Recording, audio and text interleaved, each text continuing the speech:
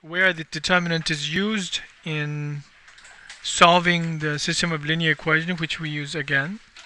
Let me hold on just and said orientation and volume for 2 by 2 matrix.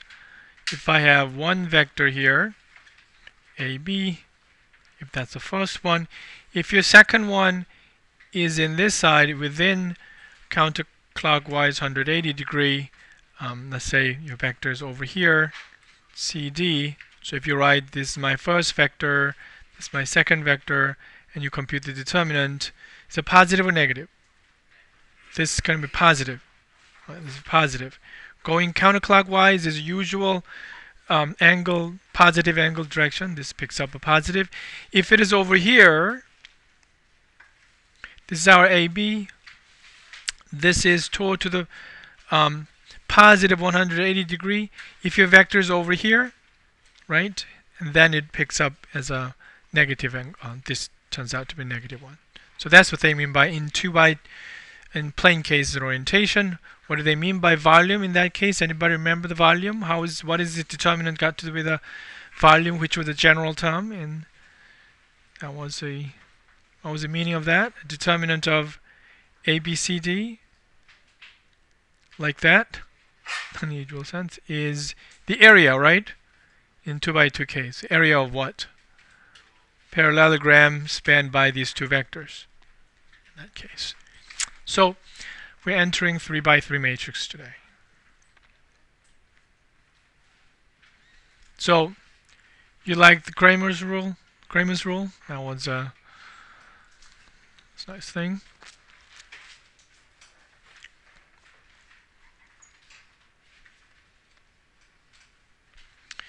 So here's a 3 by 3 matrix, and it takes quite some time, but all that we use for that example to determine this one is use the property skew symmetric multilinear property.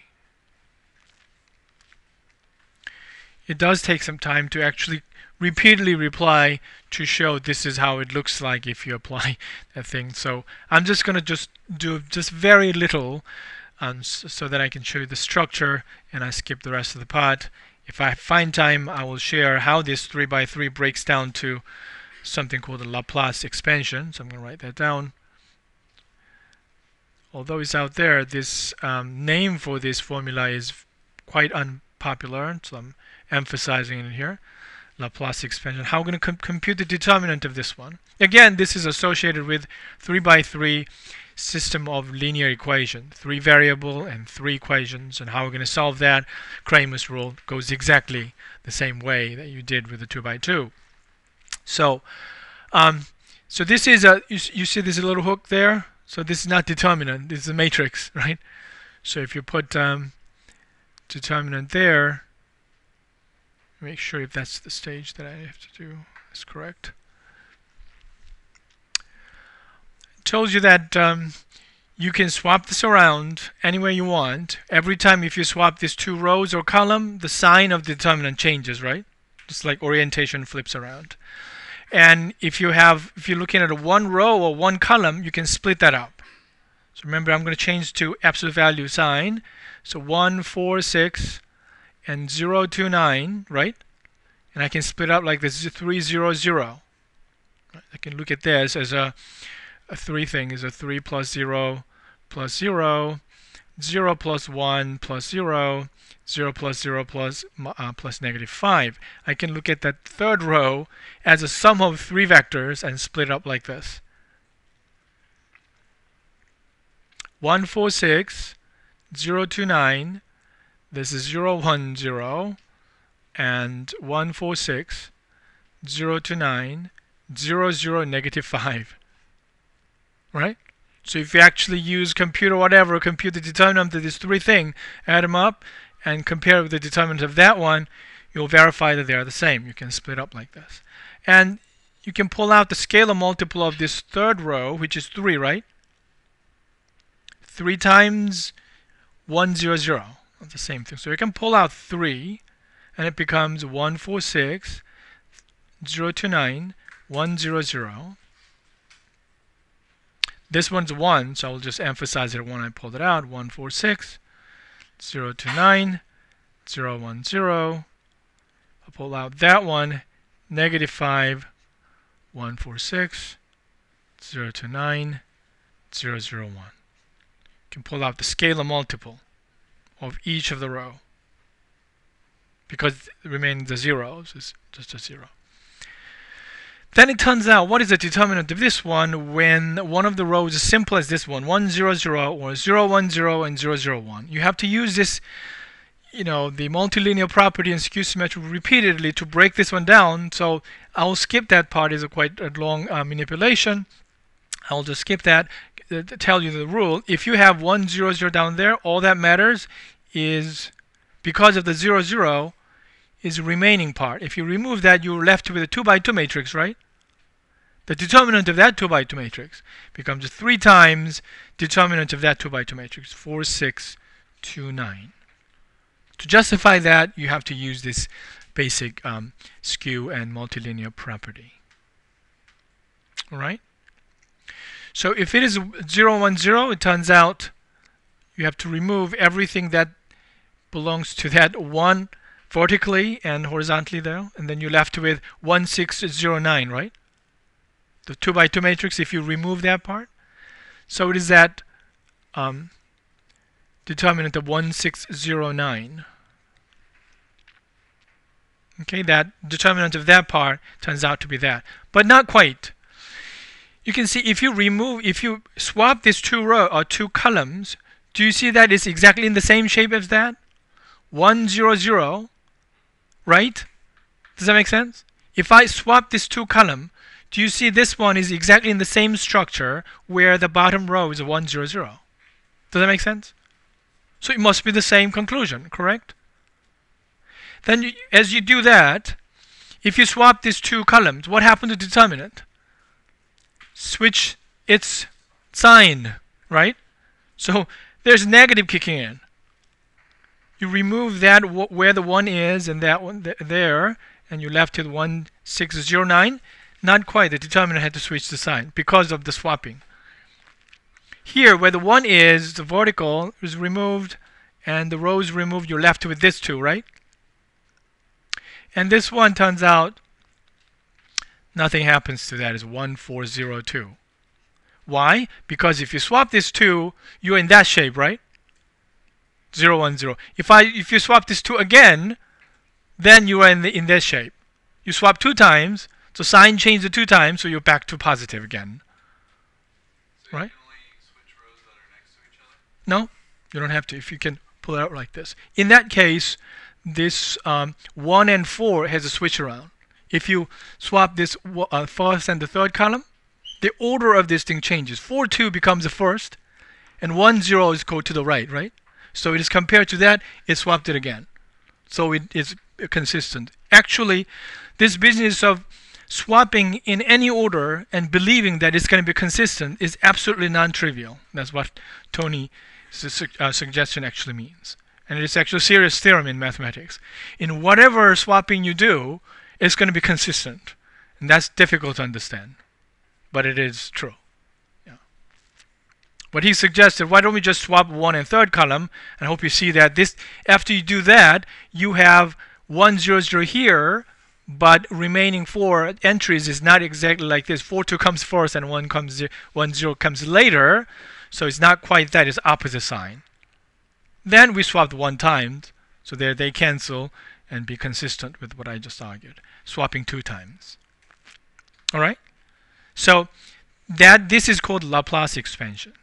This is how we formulate, and let me explain it a better way so that it's easier to memorize and use it rather than you repeating this split and all the time is quite annoying. But I did that to explain a little bit more logical fashion than just introducing this formula.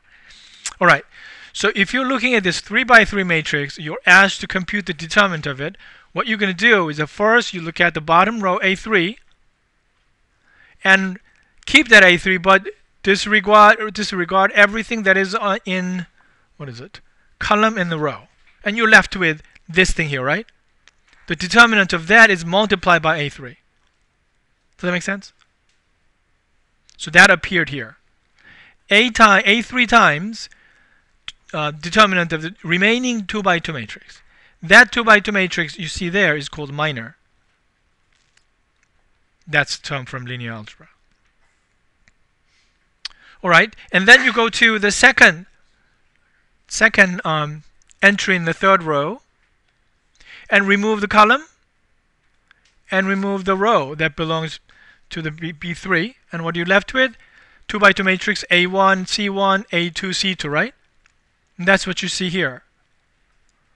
2 by 2 determinant of 2 by 2 matrix remaining A1, C1, A2, C2, but it picks up the negative there because of that swapping order thing. Now let me go to blue.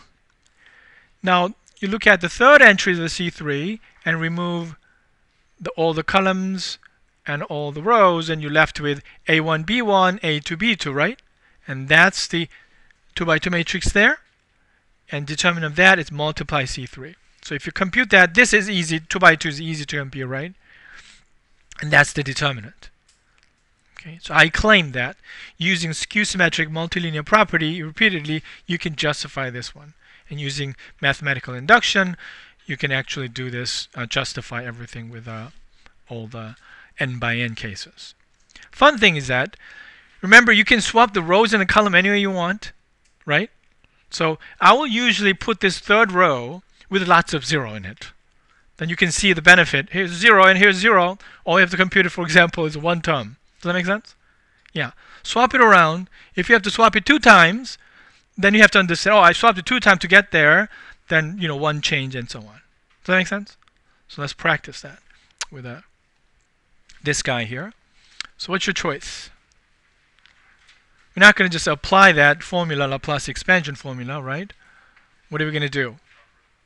Yeah, there is 004. Very good. 004. Why is that? Because it has the 2 zeros. If you do this expansion with the 004 in the bottom, then you will only computing one term, is it not? So all right, let's do that. Don't do swap 2 times in here.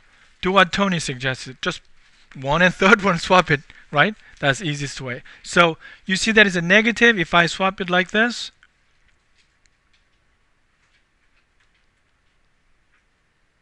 no, I did it wrong. I got to keep that middle row, right? And switch top and bottom. Make sense? Keep the second row and switch the top row and the bottom row. And what happened to determinant? One swap, so it changes. You got to put the negative there. All right? Then, here's a negative, big parenthesis. You look at 0, right? So that you have to be the first time you're doing it with the actual example, so we're going to do that.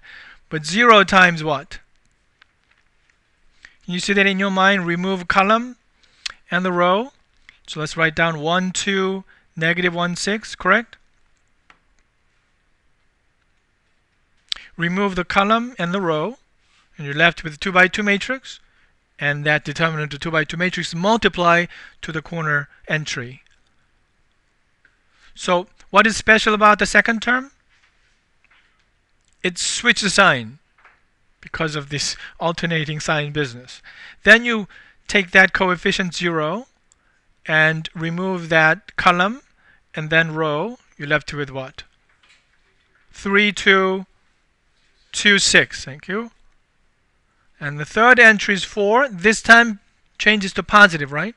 If it is 5 by 5, it is all same. Plus, minus is alternating sign. So what is the entries for 4?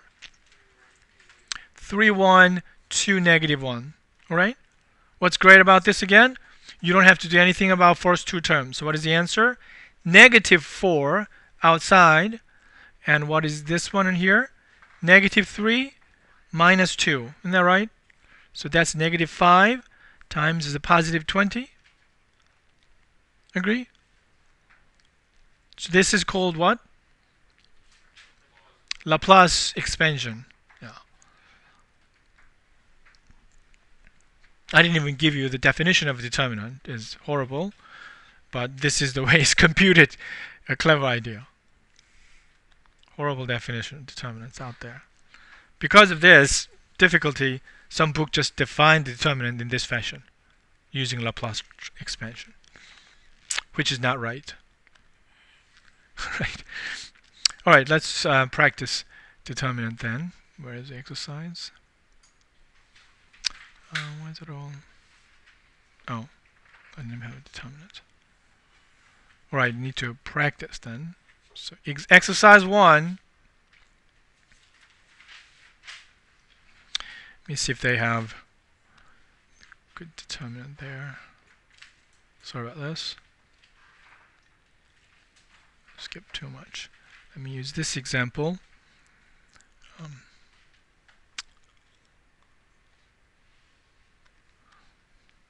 Right. These are the 3 row vectors, right? So I'm going to rewrite it. How does this vector look like as a row vector? 1, 0, 3. Does that make sense? That's the vector 1, 0, 3. Yeah. What's the second one? 2, 1, negative 2. Third one is 5, 0, 4. Is that right? Okay. So what is the determinant of that guy? That's what we're about. Your exercise. Exercise number 1. Compute the determinant of this 3 by 3 matrix.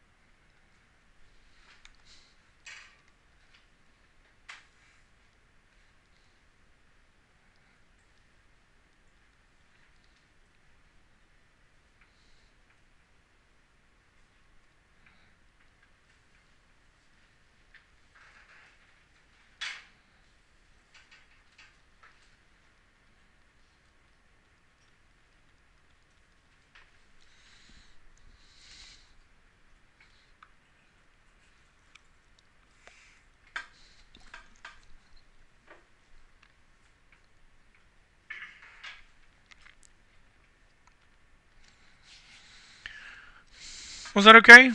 Negative 11. Everybody use the bottom row. Alright. Here is a quick different solution. You can do the same thing with the column as well. So you see that the answer is negative over swapping 0, 1, 0 and 1, 2, 5, 3, negative 2, 4. Fair enough? I swapped the 2 rows here, 2 columns. I like this column because it had 2 zeros. Right? And you start from the top, again, do the same thing. You remove the columns and row, you're left with 0 times. There's negative outside. What is the matrix? If you remove that, you see that? That's down there in the corner. Is a 2, negative 2, 5, 4. Change the sign. What is the second one? 1 times. If you remove column and the row, you 1, 3, 5, 4 left. 1, 3, 5, 4. Third one, positive, 0. And if you remove column and the row, 1, 3, 2, negative 2. 1, 3, 2, negative 2. Once you get used to it, sure, you're not going to even write this one down. It's just that, right? Therefore, it's a positive 1 of what is the determinant of this one? 4 minus 15. Fantastic. They're the same number. All right? Conquer the determinant? Yes. Yes. Great observation. All right. Because of that, I could do column instead of row expansion. Yes. Yeah. Good observation. All right. But what does this say? It says about the volume thing all of us. So that's the determinant. How you calculate determinant, right? So we understand that. And next thing was orientation and volume. They're talking about volume. What is it? What is the meaning of determinant of 3 by 3 matrix, right? And it says what? Volume of parallel pipe bed. Have you seen that one before? This is my introduction. Here's a giant cube jello, right? Jello in here. Now, you excel. The room is excelling. What's going to happen to the jello? It's going to like that. That's the parallelepiped, right? So, so I made a little program so you can use it in Mathematica. It says parallelepiped.nb. If you type and 3 vectors, it's going to sketch the parallelepiped like that. So it's a different angle. It looks like this. The volume of this one is the question. Can we compute the volume of this guy? Everything is sided by parallelogram. Then it's a parallelepiped. What is the volume of this one? What's the answer? Positive 11. Thank you. That was the answer. Right? Okay. Make sense? Yeah. So we know the meaning of this one. Volume. Quite fundamental result. So if you have an 3 by 3 vector like that, you can expand with any rows and any column, right? Is that right? Feel comfortable with that? Yeah. This minor is whatever the 2 by 2 matrix they're talking about. That's called a minor. So by swapping around, you can take care of all these things. So I'll skip that. Is there still a question about how to compute 3 by 3? All make sense? Make sure you get that plus minus. Now we use this machinery of 2 by 2 determinant and 3 by 3 determinant to understand cross product, right? So let me write that down first. Many of you already know the cross product, and this is my mathematical introduction of what's going on with the cross product. And there's a Cramers rule kicking in again. So whatever that is, cross product generates what kind of vector according to the description? Cross product of 2 vector in space is a new vector, right? Dot product is a new vector? No, it's a scalar. But cross product is a new vector that is perpendicular to the 2 given ones. If 2 of these vectors are 0 vectors, there's no meaning to it. But we're going to have a formula. We'll calculate it. It's usually 0. So I'm going to formulate this question mathematically. We want a vector that is perpendicular to 2 given one. We have already solved this problem, remember, in some of the plane and line problems. So I'm going to formulate exactly like that. Suppose those 2 vectors are A1, B1, and C1, right? And second vector is A2, B2, and C2, right? And we're looking for what kind of vector? X and Y and Z, such that this XYZ is perpendicular to that, XYZ is perpendicular to that, right? Okay, how do we write this one as an algebraic way? A1, X plus B1, Y plus C1, Z equals 0. That's the dot product. So A2, X plus B2, Y plus C2, Z equals 0. That's a 0. So if you want to apply Cramers rule, you need 3 equations, right? Well, you only have 2, right? And how many solutions do you expect if you're looking for any vector that is perpendicular to non-zero vectors that are not lined up like this? It's actually like that. How many solutions? 2 or 1? Infinitely many, right? Infinitely many, because you can scale it. You can always get infinitely many vectors, opposite side or not, right? So let's put more condition so that we only expect 1 or 2, right? So what is that condition we usually put? Unit vector? Unit vector? So how do you write unit vector? Unit vector is a tricky word. Unit vector can be written like this. Don't you think? Isn't that dot product to itself than what it should be? That's 1.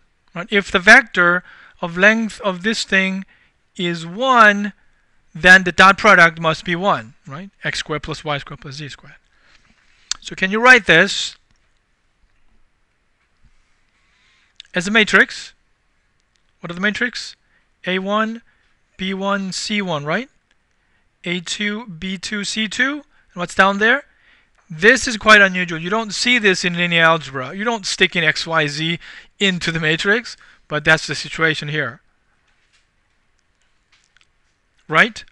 What is the right side column? 0, 0, 1. All right. How do you solve this one? Who comes to your mind? Cramer. That's right. Cramer's rule. So determinant of this one, I'm going to write D, right? So x is what? 1 over d. Is that okay? D is the determinant of this guy.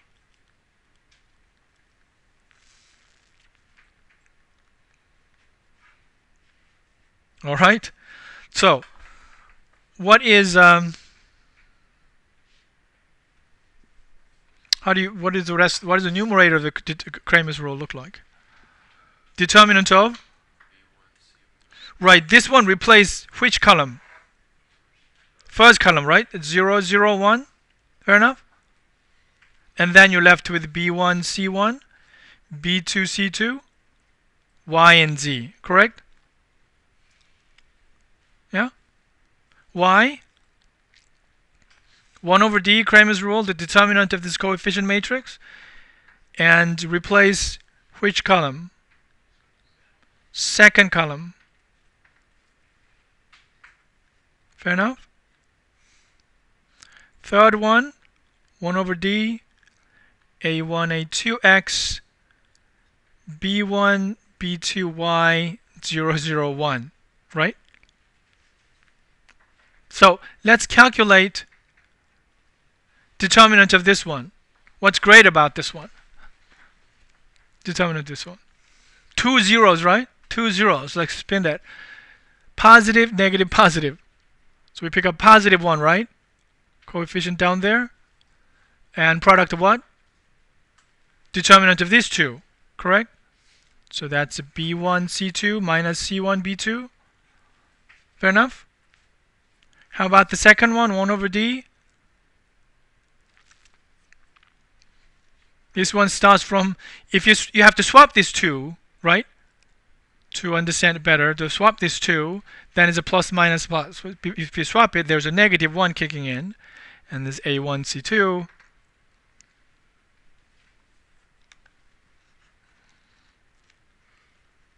Minus C1, A2. You see why there's a negative? I swapped this two column so that it looks exactly like that. Fair enough? Now, do you have to swap the columns? If you don't swap the column, then you have to chase the sign. You're starting from positive and negative, positive and negative. That's how I chase the sign all across the matrix, which I did not introduce. So I replaced it with the swapping. Yeah. Right. But the sign starts from positive and go to negative and positive and negative. That's how you get the sign of this multiplication, which I did not explain before. Replace it with the swapping the column and putting the column all the way to the left and all the way to the bottom. So if I swap these two, that's the same as before, but you have to put the negative outside. All right? So 2 by 2 matrix of this one with the negative for the second one. Third one, if I swap 2 times, then it's still positive, and I keep the order of the first column and the second column in that way. So that's A1, B2, A2, B1, right? Correct? So we got the formula. If I have two vectors, A1, B1, C1, A2, B2, C2, I have a vector that is perpendicular to A1 and B1, these two vectors, and these are the formula. Looks complicated because determinant of D must be complicated, right? However, aren't they all the same here? It's a scalar, right? So can we just toss it away because they're the same scalar, deal with a simple one? So that vector is B1, C2 minus C1, B2, right? That's the x-coordinate. Without 1 over D, scalar tossed away. This one with minus A1, C2 minus C1, A2. Third one with a positive A1, B2 minus A2, B1.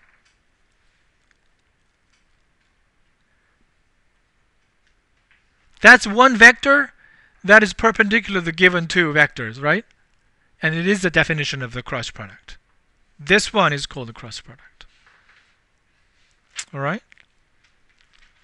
So the 1 over D just disappears? Right, because if it has a multiple of 2, all we are looking for is any vector that is perpendicular, right? So if you scale it, it doesn't change the property of this perpendicular to the given 2, 1. Because that's how the original condition was. Exactly, yes. Because we impose the vector to be a unit vector. If there's ever a solution, it must be the unit vector. So that's correct, yes.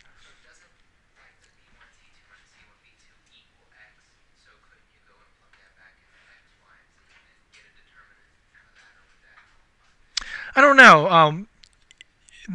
It might work, but since it's all gold, because x, y, z in there mingle together, it seems a bit weird. But we were able to, because we isolated, there's no x, y, and z in here. We're able to toss it away and claim that this must be a vector that is, and this is the definition of cross product of two vectors. All right. So it's not easy to remember this formula in this way. So here is how you do it. And that's A1, B1, C1. And this is a notation, times, but it reads cross product. And A2, B2, C2 is defined to be this one here, right? Defined to be that one, but we'd like to remember as follows. Put the big absolute value and A1, B1, C1, A2, B2, C2. And it is a standard to put I vector here, and J vector there, and K vector there. Okay? Then treat it as if I is a scalar. Then I is multiplied by what? When you compute the determinant of this one, you remove this column and the row, multiply this thing, right? Determinant this one and that one, cross multiplication. So that comes in here. C1 and B2. And what is the sign here? Negative when you go to the second column. And there's a K vector, J vector, excuse me. You remove this column and the row, left with the other 2 by 2, then you compute the matrix there in that order. Plus, third one gets a positive sign, remove column and the row, and you have A1, B2 minus A2, B1, K. That's quite similar to the way we computed the determinant before, right? So rather than memorizing this 1, 2, and 2, 1, and AC and all that, just write down the 3 by 3 matrix with this IK, J in it, formally define it like that, and compute the determinant, and that'll give you X and Y and Z component. All right? So let's practice. What day is it? September 7.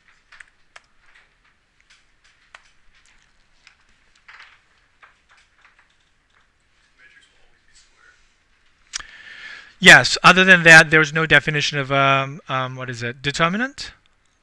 Always has to be square matrix to consider the determinant, so that this thing makes sense. So a 2 by 3 matrix would not have a determinant. Yeah, it does not have a determinant. So you got to come up with some sort of trick, like I did with inserting X, Y, Z in it to make sense out of it, and then you can play from there. All right, so I copied the formula that is there. Oh, I lost a little bit, but it's all right. You remember that. So just want to look for an example. Let's do a random example like that. So here's exercise 2. Is that right? Let me formulate it this way. Find a vector that is what? What is the adjective? Perpendicular to two vectors. Let's say 1, 2, 3 and 4, 5, 6. Our favorite ones, right? So you have 1, 2, 3, 4, 5, 6. These are the two vectors. Can you find a vector that is perpendicular to that one? What is the answer? The cross product, right? If you compute the cross product, that vector will be perpendicular to these two. So stack these two row vectors and write I, J, K, compute the determinant. And after that, we'll verify that if it is actually perpendicular to these two. So at this point, just compute cross product.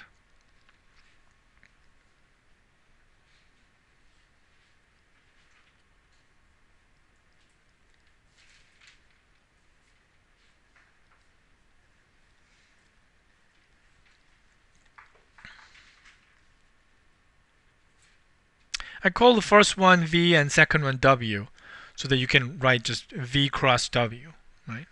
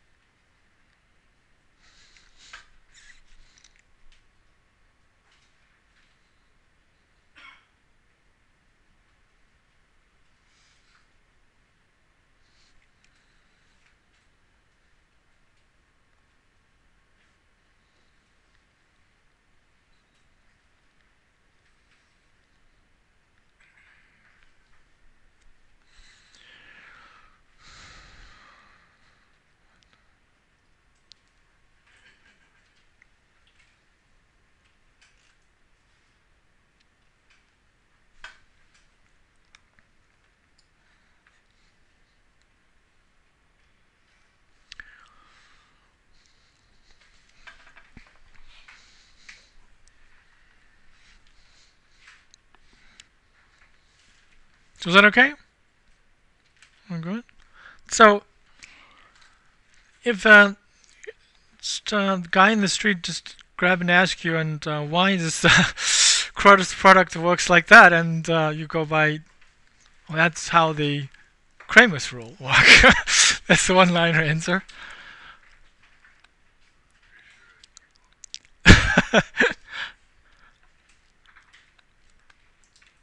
All right.